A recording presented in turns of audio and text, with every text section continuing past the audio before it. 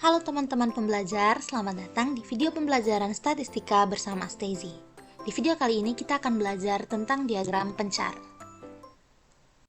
Korelasi adalah hubungan antara dua variabel yang menunjukkan apakah perubahan dalam satu variabel berhubungan dengan perubahan dalam variabel lainnya. Nah, metode yang digunakan untuk melihat hubungan antara dua variabel atau korelasi yaitu dengan cara menggunakan diagram pencar. Dalam diagram pencar, variabel-variabel ini dapat memiliki hubungan positif, negatif, atau bahkan tidak memiliki hubungan sama sekali.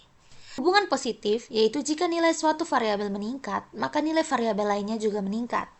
Hubungan negatif, jika nilai variabel meningkat, maka variabel lainnya menurun.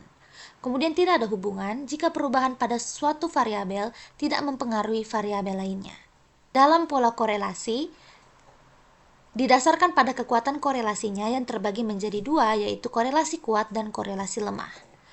Oke, perhatikan pada gambar berikut. Nah, arah korelasi hubungan positif, jika nilai suatu variabel meningkat, maka nilai lainnya juga meningkat. Hubungan negatif, jika nilai yang lain meningkat, sedangkan nilai variabel lainnya menurun. Kemudian tidak ada hubungan jika perubahan pada suatu variabel tidak mempengaruhi variabel lainnya. Kemudian, kekuatan korelasi itu ada kekuatan korelasi positif yang kuat, positif yang lemah, di mana titik-titik yang ada itu saling terpencar satu sama lain. Kemudian ada hubungan negatif yang kuat dan korelasi negatif yang lemah. Selanjutnya, kita akan melihat hubungan antara dua variabel dalam suatu kumpulan data.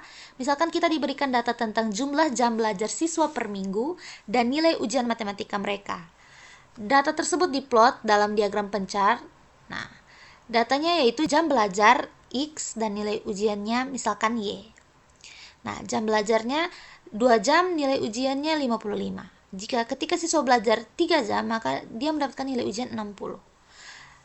Saat seorang siswa belajar selama 4 jam, dia mendapatkan nilai ujiannya yaitu 65, dan ada siswa yang belajar 5 jam, dia mendapatkan hasil nilai ujiannya 75, ada juga siswa yang belajar 6 jam, dia menghasilkan nilai ujian 80. Nah, pertanyaannya, apakah terdapat hubungan antara jam belajar dan nilai ujian?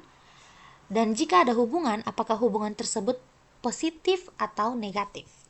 Oke, dari jam belajar dan nilai ujian yang kita dapatkan, kita akan buat sumbu X dan Y terlebih dahulu. Kemudian data yang ada pada jam belajar kita akan masukkan ke dalam sumbu X, dan hasil nilai ujiannya kita akan masukkan ke dalam sumbu Y. Setelah itu kita akan menentukan hubungan dari variabel terlebih dahulu.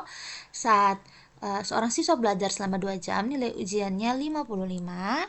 Kemudian saat seorang siswa belajar selama 3 jam, nilai ujiannya 60. Saat seorang siswa belajar selama 4 jam, nilainya 65.